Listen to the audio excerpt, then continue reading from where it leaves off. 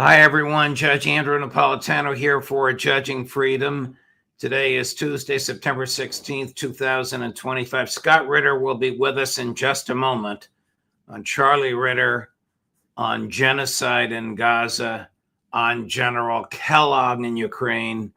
But first, this. While the markets are giving us whiplash, have you seen the price of gold? It's soaring. In the past 12 months, gold has risen to more than $3,000 an ounce. I'm so glad I bought my gold. It's not too late for you to buy yours. The same experts that predicted gold at $3,200 an ounce now predict gold at $4,500 or more in the next year. What's driving the price higher?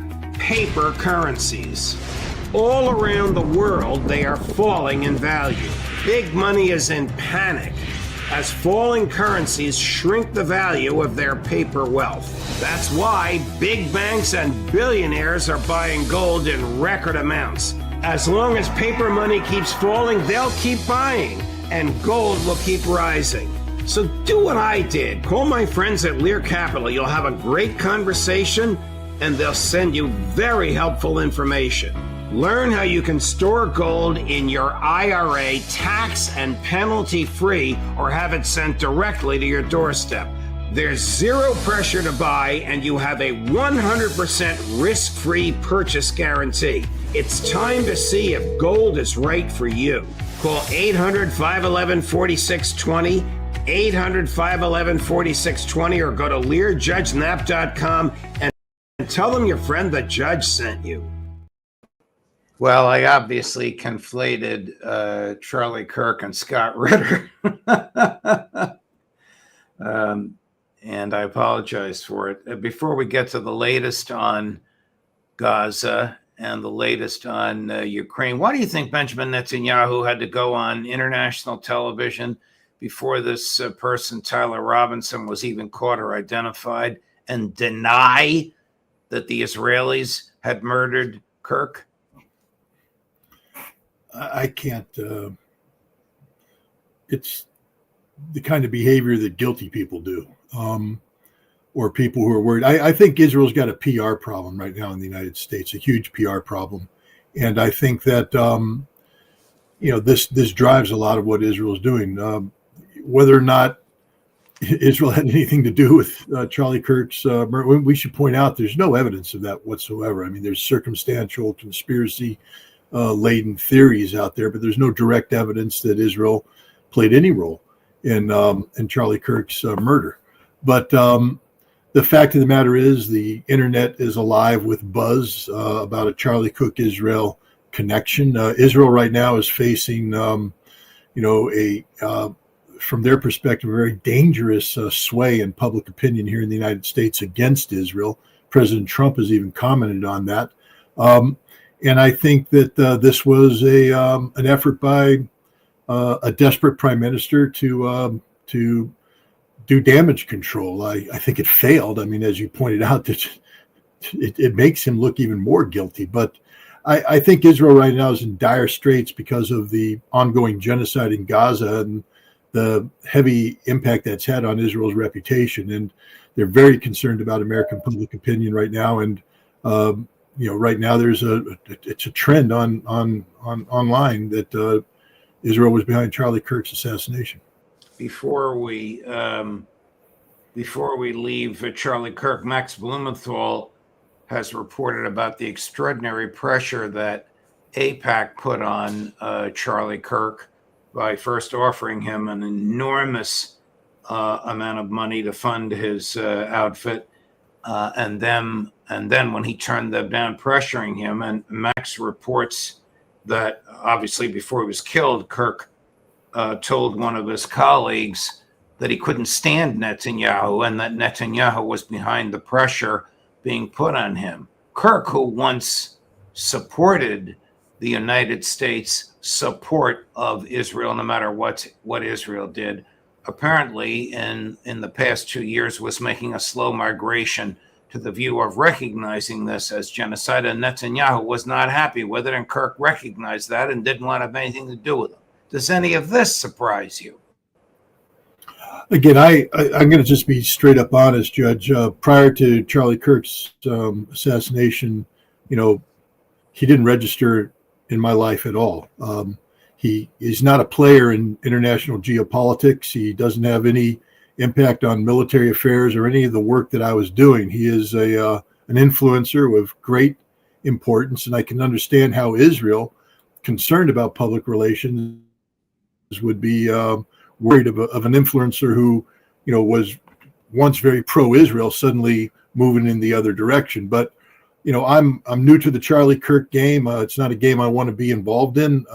I've talked about free speech and how his murder is an affront to free speech. I believe Charlie Kirk had every right to say what he was saying, even if people disagreed with him.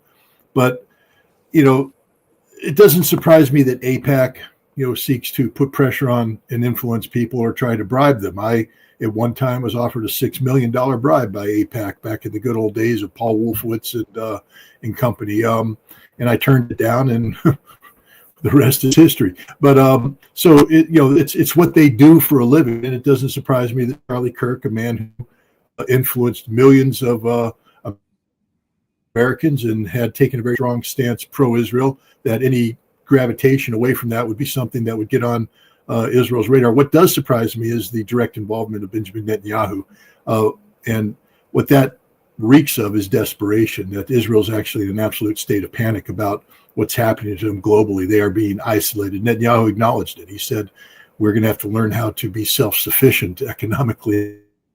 I laughed because Israel will never be self-sufficient. They'll always live off the largesse of the American taxpayer. Can Hamas resist what is now apparently becoming, and if I'm incorrect on what I think is happening there, tell me, a ground invasion of Gaza City?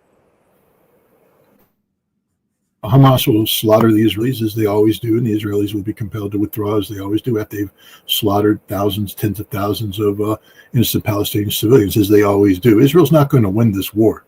Israel's not going to win this fight. Israel will never control Gaza City. It will be a death trap for the Israeli army, as every other part of Gaza has become a death trap. And it's also the burial ground of Palestinian civilians. There's an ongoing genocide as we speak. The United Nations Human Rights Commission has found this to be the case. You know, but no, the idea that Israel's winning, no, that's not the case at all. Israel is able to go in and blow up buildings and temporarily put tanks and men on territory that they might control on the top for a moment. But as we know, Hamas is underneath, waiting for the moment to come out from the ground, place their mines on the Israeli tanks, and kill the Israeli soldiers inside these tanks.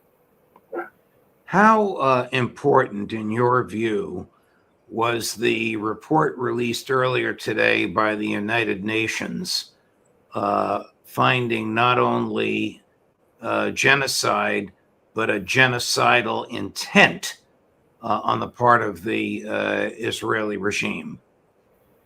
This is a horribly important report because now any nation, any member state of the United Nations must take action to hold Israel accountable.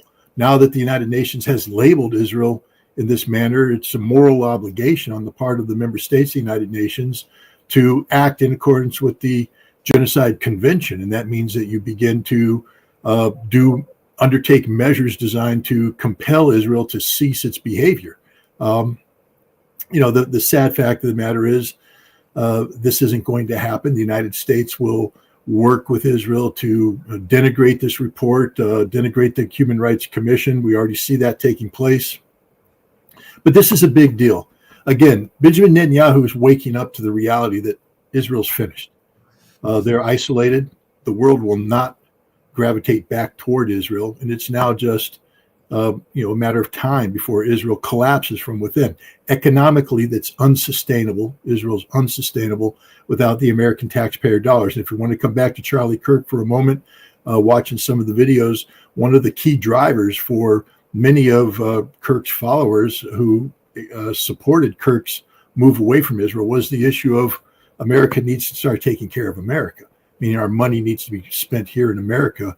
And while the Kirk's followers are saying we shouldn't attack Israel or speak out against them. It's time we stop sending money to Israel. And this is the death knell of Israel, because the moment America cuts off taxpayer money to Israel, Israel's unsustainable economically. Netanyahu knows this.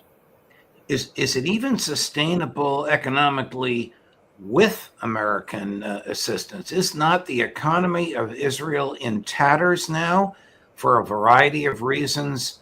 People taken out of their jobs and sent into the military, destruction caused by the Iranian response to the Israeli attack, and other excesses perpetrated on the Israeli people by the Netanyahu regime. Sure, but I mean, Israel's attaching itself to an American economy that has no problem going from $37 trillion in debt to $54 trillion in debt. So it's just more debt. As long as the United States is willing to print money and send some of that money it prints to Israel, Israel will be able to hold its head above water. But it's going to stink, and eventually the American people are going to demand that we cut the line.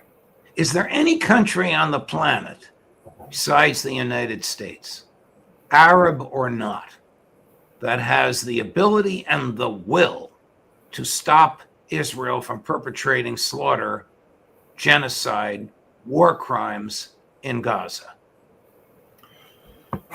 No. I mean, there's nations that have the ability, but not the will. And there's nations that have the will, like Yemen, but not the ability. But the bottom line is, and I'm just going to be very frank here, nobody cares about Palestine.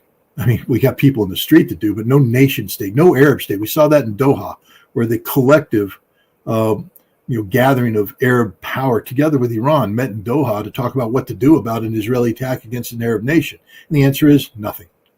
And they never will do anything because nobody will stand up to Israel. No single Arab nation has what it takes to stand up to Israel. Lebanon had Hezbollah, but Hezbollah now is in a submissive mode. And we see a Lebanese president, Aoun, say, no, we got to give peace a chance with Israel. This is a president of a nation that is being occupied by Israel and bombed by Israel on a daily basis, saying, no, we got to see what the true intent of Israel is. Cowards all. Even Qatar, who was attacked, is simply looking for support as opposed to doing what any honorable nation would be, which is to strike back. But the Arab world is useless. The Arab leadership is useless. They don't like the Palestinians. They don't support the Palestinian cause, and they've sold themselves out to the United States from a security standpoint that they're unable to break that umbilical cord. They're unable to walk away. And as a result, we have a bunch of nothing. Russia can't project power into the Middle East in a sustainable, meaningful fashion. Neither can China. Iran is the one nation that could stand up and do something, but Iran is very vulnerable as well. So no, nobody will do it. As long as the United States backs Israel, Israel basically has carte blanche to do anything it wants. If Netanyahu attacks Iran, as you and others on this program have predicted, will Iran not retaliate with the intention of destroying the Israeli state? That's a political decision that Iran has to make. Because once you cross that line, once you say, okay, we're going to destroy Israel, that means that you're going to be confronting the United States in a meaningful fashion, because the United States will not sit by idly and allow Israel to be destroyed. And the question is, can you ride the United States out? Can you survive that? And I think right now the decision in Iran is no, we can't. And so I think that whatever Iran's response will be, they'll go for a very strong initial response, again, trying to get Israel to scream to daddy for a ceasefire. But ultimately, I think Iran will stop short of seeking the full destruction of Israel, because Iran doesn't have the assurances it needs from Russia or China or anybody else that if the United States turns on Iran, Iran will be backed up, and Iran doesn't want to find itself, all alone, facing the wrath of America. So I think Iran's response will be very harsh. It'll be, designed to create real damage and pain for Israel, but it won't be a nation-killing response, because the consequences of that is having to confront the United States in an existential manner. Is the United States government even morally distinguishable from the Netanyahu regime? Not when it comes to God. No, we are one and the same. We are, in many ways, it's even worse because Israel, even though I don't support this, Israel can make an argument, linked to October 7th, an extremist argument that many in the United States would support under similar conditions. After all, we did invade and occupy Iraq because of 9/11, even though Iraq had nothing to do with 9/11, because we made an argument about the global war on terrorism, the need to fight them over there rather than fight them here, some convoluted nonsense of that nature. Israel at least has the ability to try and construct some sort of creative excuse for what they do. America has no excuse whatsoever, none. And it's not just that we're supporting Israel, we're the one conceiving ideas such as ethnic cleansing in Gaza, the forcible removal, eviction of Palestinian people. And it's not done by bringing police in and, like sheriffs knocking on your door and saying you got to leave. It's done by blowing up their homes, by murdering people. They're killing scores of women and children every day. They're literally scraping the bodies of children off of the rubble. Literally scraping the bodies of children off the road. And the world is not doing a damn thing. And it's America that's allowing this happen. We sent our Secretary of State to Israel to kowtow, to cave in, to wear the trappings of Zionism, to pray at the Wailing Wall. All the while Israel is committing genocide and now engaged in this military effort against Gaza. So, America is even worse in this regard because we don't have an excuse. What will it take to change Trump's mind? I think there's no way you're going to change Trump's mind because we're talking a multi-year process. Trump, is a single-term president at this juncture, and he's buried in his ways.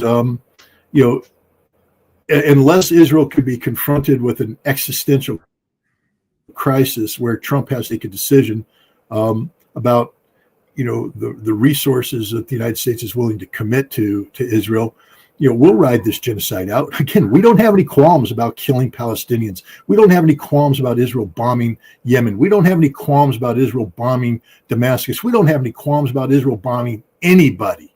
And so we'll let this go on because we'll never pay a price. Who's going to hold us accountable? The only people that can hold Trump accountable are the American voter, and they've already had their shot. He's never going to go up to the American public anyway. The midterm elections right now, but I don't think we could turn the corner on public opinion. If we could, then Brian Mast would be out of office. He's that ridiculous Florida representative who wore the uniform of the IDF to Congress to symbolize his support for Israel. He wore the uniform of a genocidal state in Congress to show his support for that state's genocide. He's also the guy that tried to get in a language of a law he's putting forward, an outright violation of the First Amendment to have the Secretary of State revoke the passports of Americans who spoke out against Israel.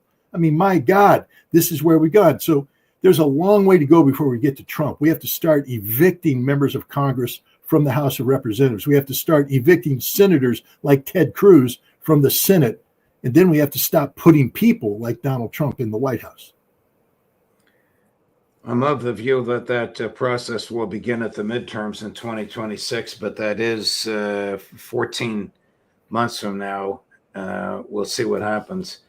I want your thoughts on the latest.